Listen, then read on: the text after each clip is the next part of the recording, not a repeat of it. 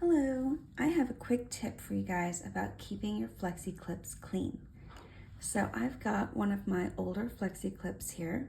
This was from November for Thanksgiving a couple years ago, and the antique finish on it tends to get a little bit dirtier than your typical silver.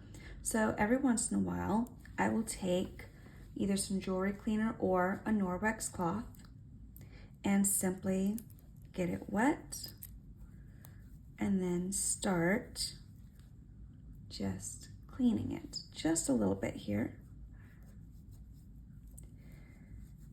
And I'm just going to do this on all sides of it.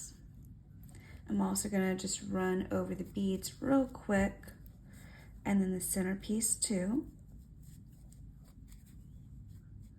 And I want to be gentle because I don't want to knock any of the jewels off. But just doing that's going to help bring a little bit of shine to it, back to its original shine. And if it's being really stubborn, I might also take some cleaning paste. If you don't have a Norwex lady, let me know. I'm happy to give you the name of mine because I love her and I love this stuff.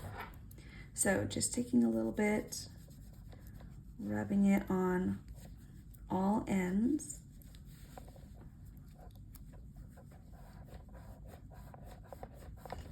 You can start to see the difference now. You can actually read the Lilla Rose website and the size on the pen.